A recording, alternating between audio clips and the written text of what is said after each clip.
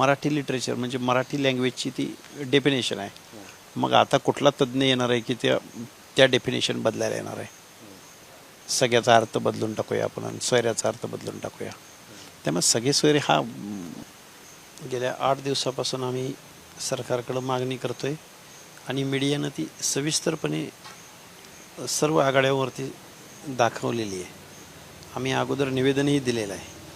मला वाटतं शिष्टमंडळ जर माहिती विचारायला येत असेल तर अवघड आहे. म्हणजे मग आज माहिती विचारणार आणि पुन्हा मग आज 9वा दिवस आहे, अजून 9 दिवसांनी येणार का, हा सवाल आहे सरकारला आमचा. येत आहे तिकडं तर आम्हाला काहीतरी लेखी घेऊन यावं. आजच आम्ही उपोषण सोडू का अजून 9 दिवस त्यांना आम्ही उपोषण करावं असं वाटत असेल तर ते रिकामे येतील. लेखी काय घेऊन यावं असं तुमचं सरकारला शिष्टमंडळाला आवाहन आहे?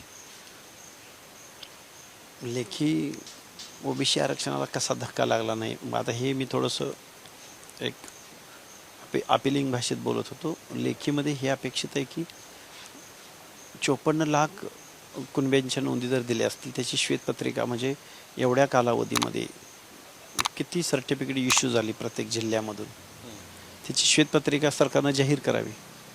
कारण आमच्याकडे एवढे पुरावे आहेत, एवढ्या हरकती आहेत आमच्याकडं, त्या हरकतीला सरकार हात लावत नाही आहे. याचं डिटेलिंग पाहिजे आम्हाला. ओबीसी आरक्षणाला कसा धक्का लागत नाही असं आम्ही विचारतोय. ते म्हणतील धक्का लागत नाही असं जर पत्र दिलं तर मी अजिबात आम्ही नाही सहन नाही करणार. म्हणजे मी डिटेल बोललो तुम्हाला, आज पहिल्यांदा बोलतोय. उपोषण चालूच राहणार.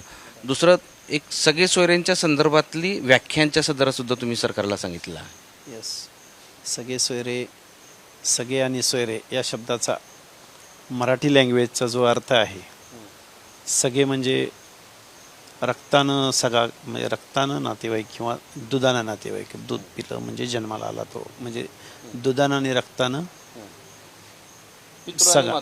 हां, सगळा नाही सगळा. हां, रक्तानं सगळा. आणि सोयरे म्हणजे लग्न झाल्यानंतर जी सोयरीक बनते, ही मराठी लिटरेचर म्हणजे मराठी लँग्वेजची ती डेफिनेशन आहे. मग आता कुठला तज्ज्ञ येणार आहे की त्या डेफिनेशन बदलायला येणार आहे. सगळ्याचा अर्थ बदलून टाकूया आपण आणि सोयऱ्याचा अर्थ बदलून टाकूया. त्यामुळे सगळे सोयरे हा विषय हायली इम्पॉसिबल. त्याचा आम्हाला फक्त आम्ही अध्यादेश काढतोय, आम्ही संवेदनशीलतेनं काढतोय.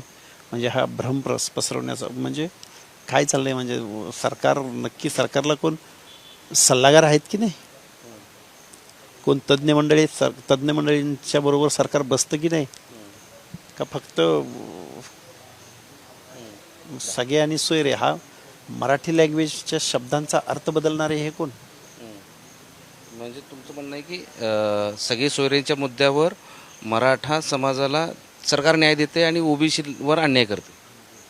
न्याय देते म्हणण्यापेक्षा असं जर काही केलं तर तो घटनात्मक फ्रॉड असेल. घटनात्मक म्हणजे घटनेची तत्व पायदळी तुडवणे असं असेल ते.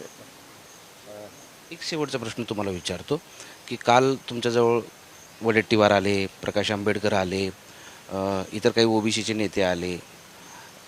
त्यांचं असं म्हणणं आहे की ओबीसीमध्ये आणि मराठ्यांमध्ये सरकार भांडण लावते, हा मुद्दा प्रॉपरपणे न्यायिक पद्धतीने ते सोडवत नाहीत. कारण सरकार आणि वेगवेगळ्या पक्षांची नेते यांचं महाराष्ट्राच्या प्रेससमोर गेल्यानंतर एक नेहमी गुळगुळीत स्टेटमेंट असतं की ओबीसींच्या आरक्षणाला धक्का न लावता मराठा समाजाच्या आरक्षणाचा प्रश्न सोडवून टाका. म्हणजे हे दोघांना फसवत आहेत आणि त्यामध्ये ह्या सगळ्या पक्षांच्या प्रमुखांची, आमदारांची, खासदारांची चढाओढ आहे. आणि ही चढाओढ मला वाटतं हे सर्व पक्ष प्रमुख महाराष्ट्राच्या ओबीसींना फसवत आहेत की ओबीसीच्या आरक्षणाला धक्का न लावता मराठ्यांना आरक्षण द्या.